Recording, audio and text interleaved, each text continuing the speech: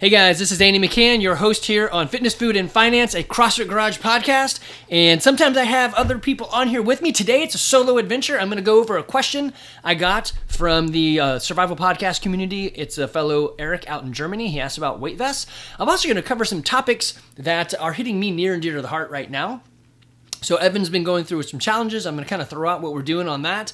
And eventually, once we get some things worked out, I'm going to bring him on here. We're going to talk about it because we want to make you guys aware of what's going on out there in the world. And you may not be alone. And don't take it on the chin, right? Stand up for yourself and, be an advocate of your own health. Try whatever you can try. Okay, so let's see. First things, we are still, let's see. Where do I want to go right here?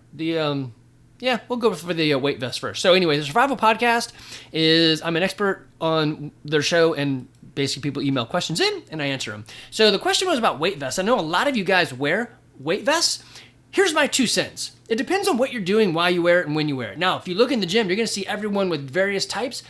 I know Go Ruck is now supporting or sponsors for the CrossFit Games, and I don't care. I mean, if you want to buy from them, totally cool, but I don't typically... I'm not a very big, what do they call it? Like an influenced type of guy. Buy whatever you want because it works for whatever you want it to do. Don't buy it because CrossFit said it. They're just paying money to be a sponsor. Do they have good stuff? Probably. I don't know. But, it's their thing is a weighted vest. So yeah, give them a shot. Now, here's what I'm going to throw it at you. You have to kind of understand why you're doing what you're doing. So if you're buying a weighted vest because I want to add weight and jog and make workouts harder so when I take it off it's easier, it doesn't really do what you think it's going to do. And in that case, I really wouldn't buy a heavy vest. I would buy something lighter, like a 5-pound vest. I would also buy a vest that was super tight, like Hyperwear. I got this one pulled up right here if you're watching the video. Hyperwear, let's see, it was Hyperwear Hypervest Pro is what it's called. And I think a couple of you guys at the gym have this. I don't know whose vest goes with who. I think Jamie's got one of these. Anyway, you pull a cord on the side, and it sort of cinches down, kind of like, what would cinch down like that? I guess I'm thinking of like Cinderella when she's getting dressed, and the birds are pulling on that thingy in the back that tightens it all up. I don't know what you call that. Not a corsage. That's the flower thing. A corset?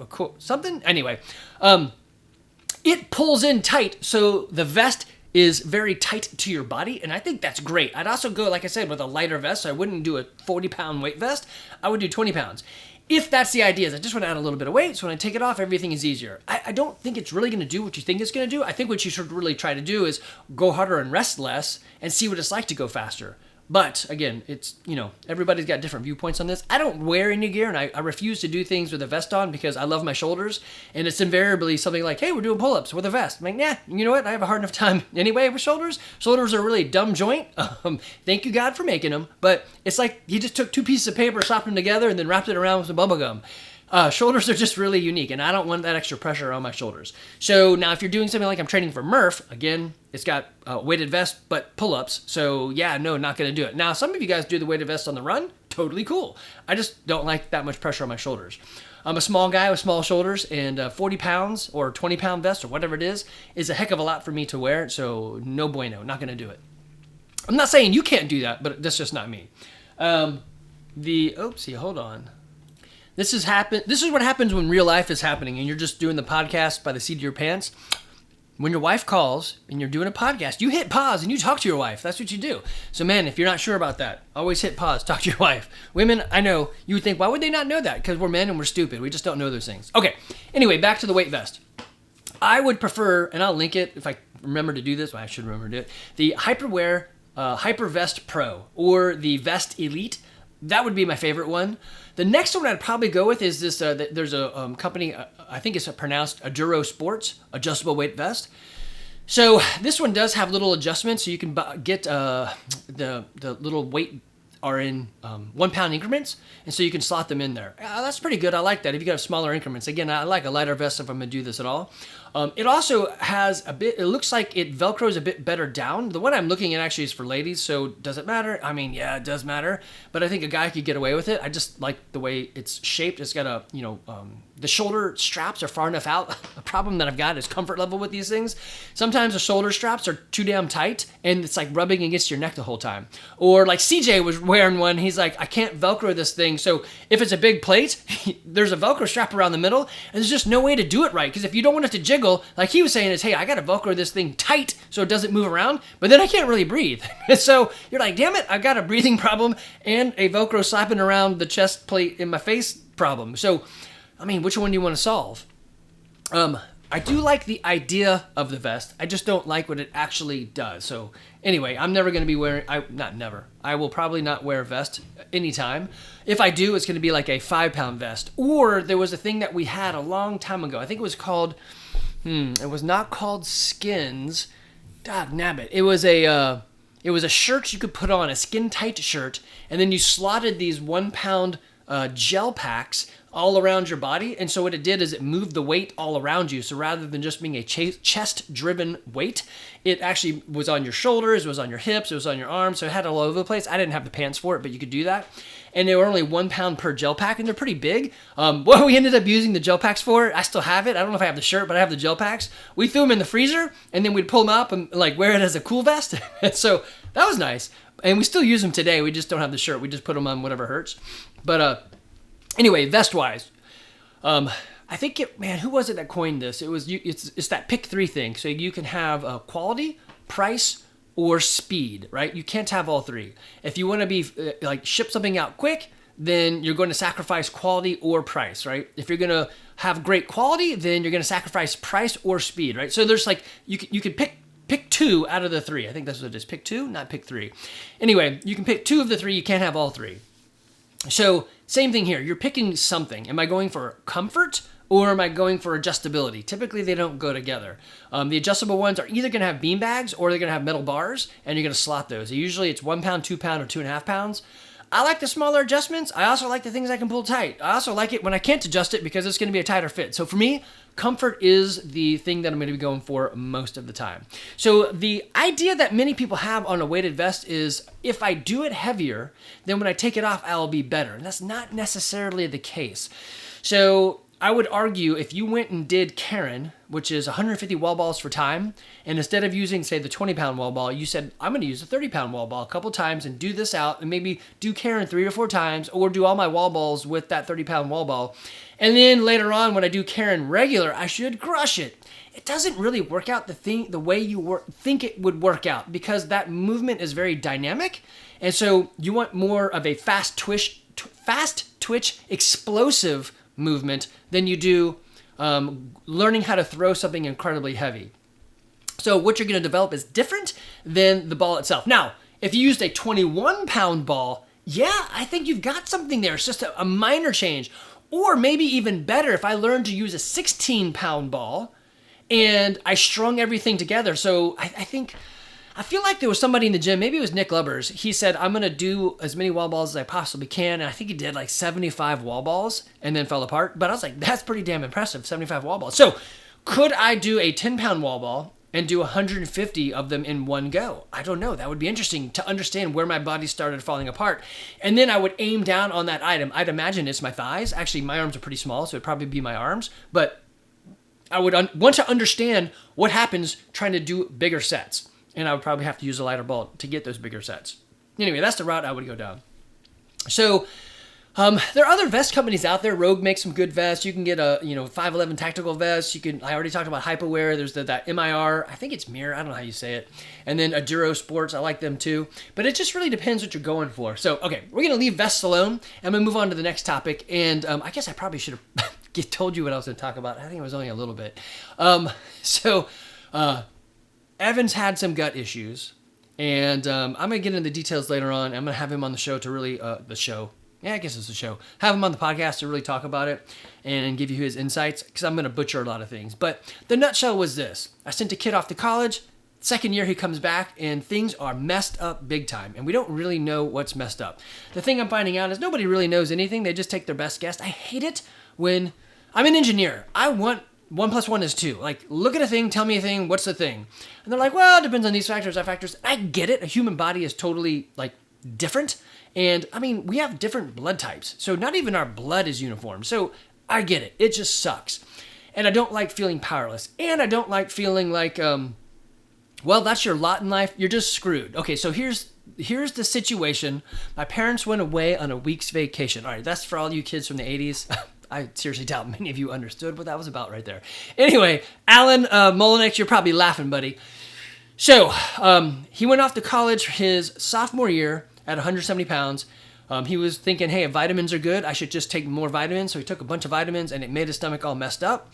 And so we were struggling out of that. We went to ski and he was totally fine in December. He goes on a cruise with his fraternity brothers, BYX, out of UGA, and went to, I think, the Bahamas, that area. Possibly had some weird food, came back, started losing weight and having stomach issues.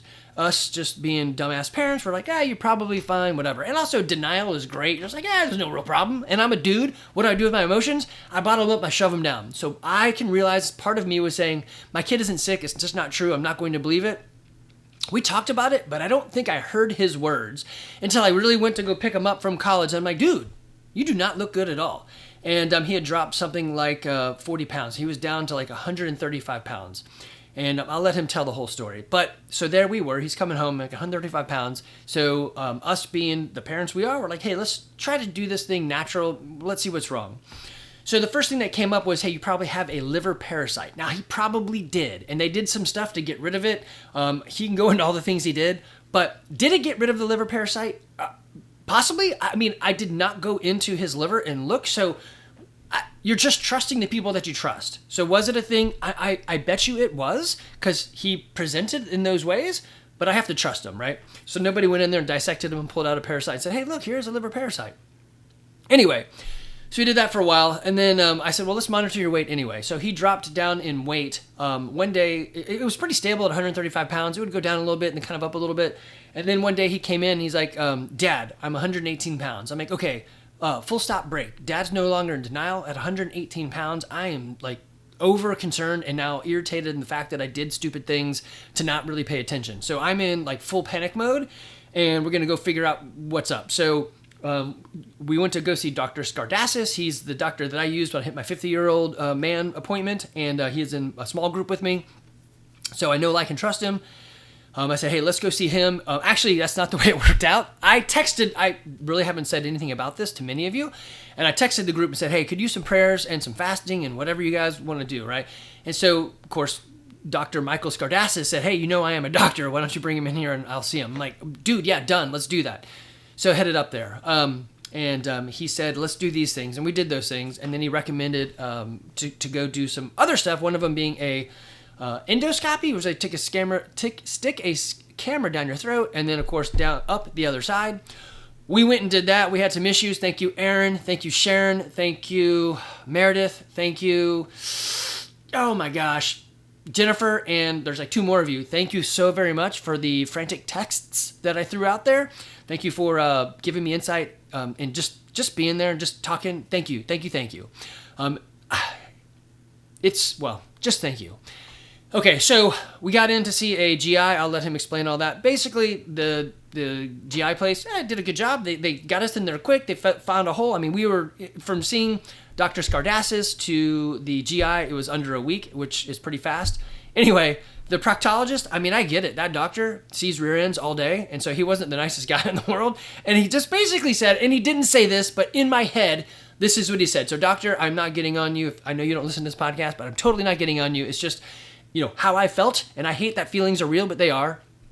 And what I heard, or what came through to me was, hey, Evan, who is loopy at the moment, I looked in your rear, it wasn't quite clean, I sprayed you, and I looked, and it's all raw, and you have Crohn's, okay? You have an autoimmune disease that you're going to live with for the rest of your life. Good luck, bye. And he walks away. I'm like, what the hell just happened there? And then the nurse talked to us, or PA, I'm not sure what she was, but she did a good job with bedside manners and all that, and really kind of talking to us.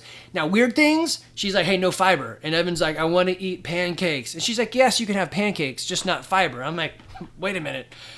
I think we're not saying the same thing. So what she ended up saying was fibrous is the things you don't want, like celery or broccoli or spinach. I'm like, okay, got it. Not necessary fiber. We're just using words differently. I totally got it. I'm in. We actually have a doctor appointment coming up this Wednesday. Today's the 23rd. I know the way podcasts work is I have to do this ahead of time, because if I don't and I go on vacation, then you don't get a podcast, and I want to be, doing these things. So you're living my life in reverse, so you're in the DeLorean going back in time. Anyway, by the next podcast, there should be more information. Evan and I have been down a road that, well, the whole family on this road that we're on. Anyway, so he says, Dad, I really want to go back to college. We wrote up some goals on what does it look like for you to actually go back to college? Because you can't go back to college like this. So we've got some things. Whole lot of stuff happens, but the site that I'm looking at right now that you that are watching are like, Andy, talk about the site. I just needed to give you that background. There's a lot more I didn't give you. Evan can bring all that background to light. I just want you to know, 1, thank you for this community. 2, thank you for you guys personally, individually. I didn't really talk about any of this, and you guys have reached out, and you've found out, and you've texted, and I love it, and thank you, and people at the gym giving hugs. Thank you. Yeah, it's not me, but it's my son, which basically is me. When your child is when I was not a parent, and in the news, things would happen, and a dad goes apeshit and kills somebody because he hurt his kid. I'm like, man, that's weird. But once I became a parent, oh yeah, I will Batman on anybody's ass. It's go vigilante. If your kids or any kids are involved, I can't help myself. Now I understand. I get it. There's just a weird thing that happens when you become a parent and you see a baby get born. You're like, what? It probably happens sooner for moms. I get it because you're living with the baby for a lot longer than us men. It's not really real until somebody says, hey, will you change that diaper? You're like, oh man, this is real. So anyway, on the way to pick up Evie, I get to drive to UGA right after that. And man, just to show the character of your kid, I wish I could take credit for like raising good kids, but these kids are good and just, they have good morals despite me. I grew up pretty poor, and they're just good kids. The first thing Evan said, he knew I had to go to UGA to pick up Evie from a camp she was at that same day. And I'm in there in the hospital with him doing his thing, and he kind of wakes up, he's like, Dad, but who's going to pick up Evie? So his first concern wasn't even himself. It wasn't even his diagnosis. His first concern, I'm going to have to pause this, otherwise I'm going to cry. All right, men, trick. Men don't cry. I know they should, but we don't. We bottle up our feelings and we shove them down tight. If you ever think you're going to cry, just do some burpees. It gets rid of that. Okay, so Evan's first thing was, Dad, who's going to pick up Evie? It was about his sister. That's just freaking cool. And I wish I could say that I instilled that into them. I don't think it's me. I just think it's who he is. Anyway, so on the way to pick up Evie, I put in my phone because I'm a podcast guy. I'm like, well, let me go to the podcast world and find who can do this. So I said, reversing Crohn's disease. And this guy comes up.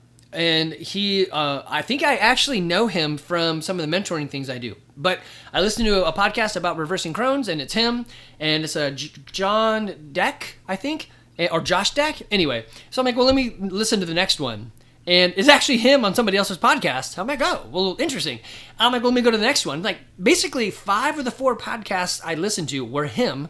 I'm like, okay, I don't think it's a sign. He just went out and did some podcasts, but whatever. We're going to jump into it. So we're doing this thing called Gut Health Solution. Is it snake oil? I don't know. I'm about to find out.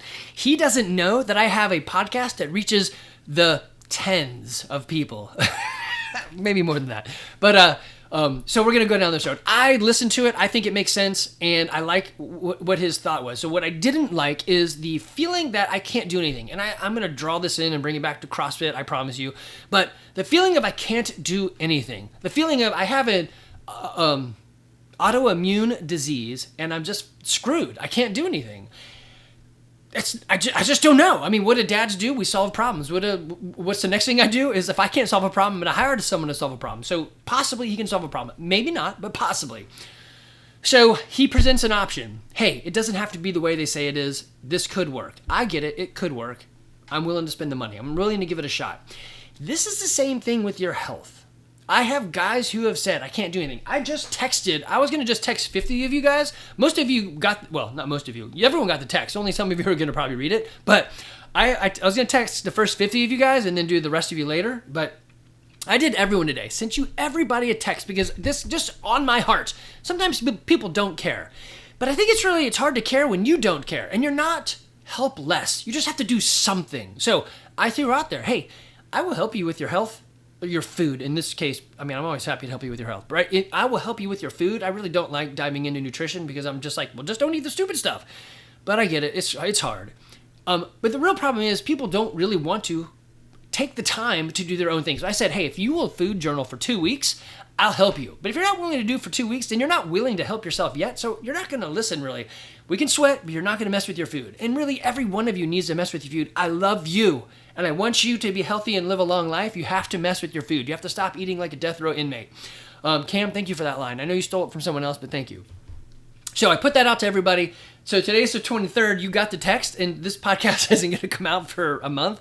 It'll come out in August sometime. So you're like, yeah, I already got that back in time. Go back and check your texts and see if it's from me. My phone number is all over the internet. If you're like, Andy, I never get texts from you. Yes, you do. You just maybe goes, I can't go to spam. I don't know how that works. My number is 876-540-9. That's not my number. That's a song. My number is 678-654-7796. Yeah, call me. Text me. Well, don't call me, because I typically don't answer my phone. It's on silent. Text me, and then we'll set up a time to talk. Or email me, andy@crossfitgarage.com. I am not a private person. My family is, but I'm not. I'm happy to talk to anybody.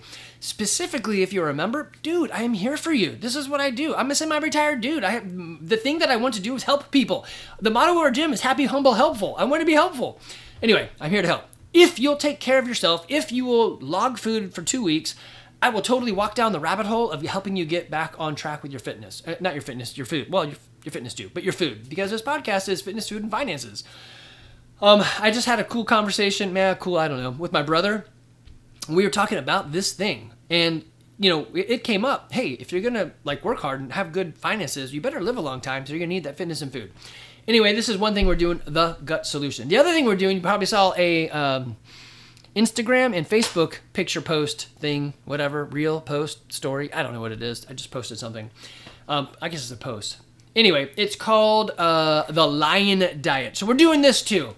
This is my second day on the diet. Basically, nothing but meat or things that came from things that are meat. So basically, think cow, venison, or that's deer, elk, which, I don't know. Why does deer get venison and elk gets elk? Maybe elk is elkison? I don't know. Bison, lamb, things like that. It's a it's a animal with more than one stomach. Ruminant. It's a ruminant. So not pig, usually. It's not a ruminant. They can eat hot stuff. Not raccoon or possum, the other white meat, or a squirrel. So basically, it's something that I suppose eats grass. Is that what it is, a ruminant? Yeah, they eat hay. And I guess not a horse, because that's just weird. I don't know. I guess a horse would be included, but man, I'd feel weird eating horse. Why is that?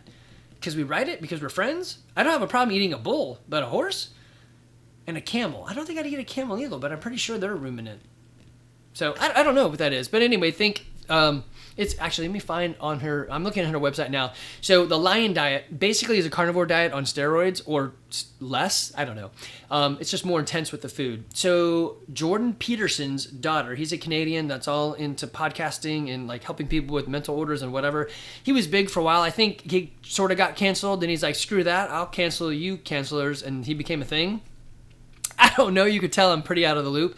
Anyway, his daughter, Michaela, had a whole bunch of autoimmune disorders and just allergies and whatever. She said, you know what? I'm going to try eating all meat. Actually, it's more complicated than that, but whatever. She went to this all meat thing, and she's like, I'm going to come up with a name that doesn't suck because all meat diet sounds stupid. And so she came up with Lion's Diet. And it kind of makes sense. The lion captures an animal, a gazelle, and eats it. So, yeah. And it eats a lot of, I guess you can have salt, which I guess all animals like salt. So lion? I don't know. So we're trying this. I'm on day 2 today, and typically what my meals have been, and it's great. I love this. Love it so far. In the morning, I had 3 eggs with cheese on it. So cheese comes from a cow, which is, I guess, is ruminant. So I'm going to eat cheese. It said it's okay as long as it doesn't mess you up. I don't actually have any issues personally, but, I have a lot of issues. I don't have any autoimmune issues or joint issues or whatever. I just like meat, so I'm going to do it. And I want to support Evan, so he's going to try it too. He's experimenting in that phase, so it's not all always just meat. So right now, he had pancakes the other day, and it didn't bother him. So we're watching that closely. The bigger thing is basically no vegetables. I know, and all you vegetarians out there are screaming, what? No vegetables?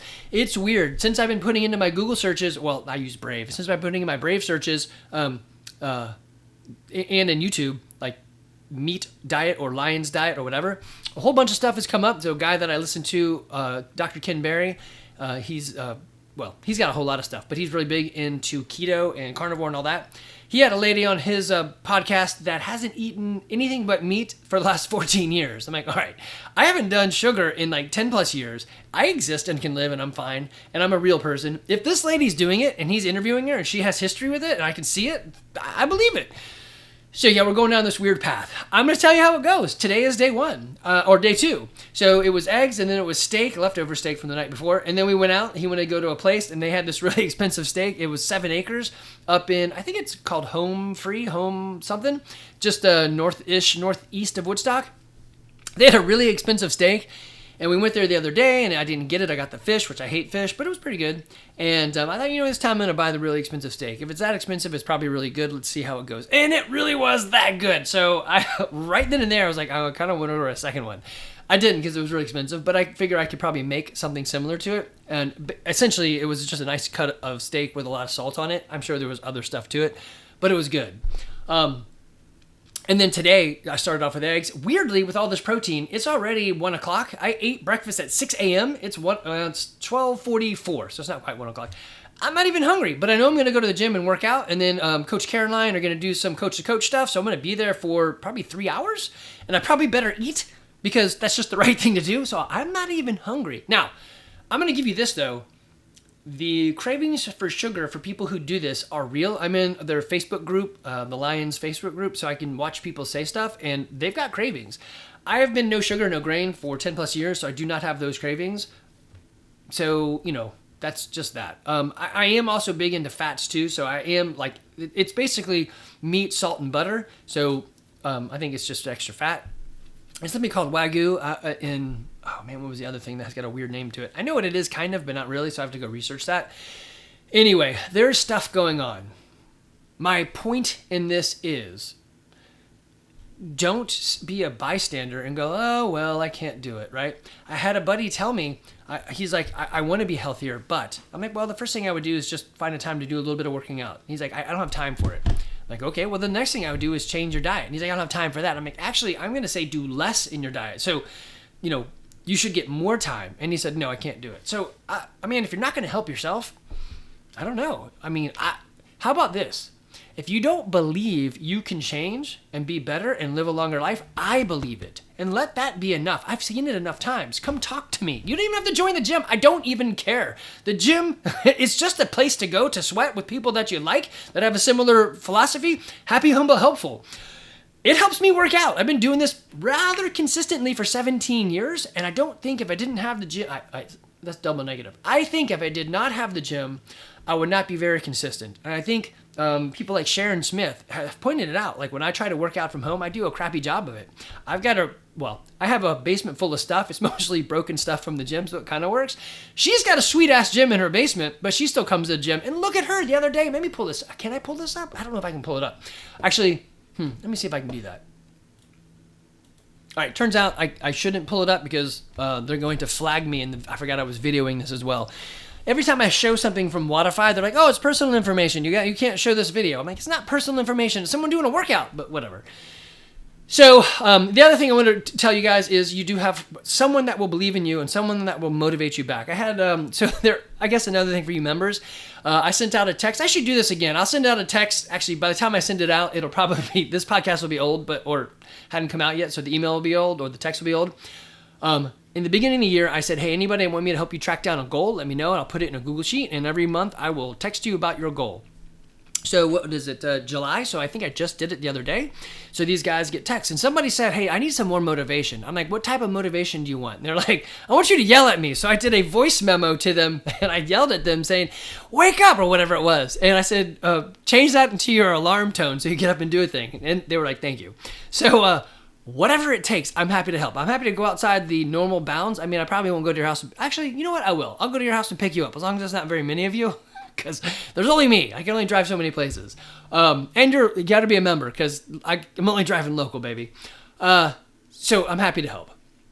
You're not alone. You've got people out here that are walking the journey and wondering, hey, what is life going to bring to me?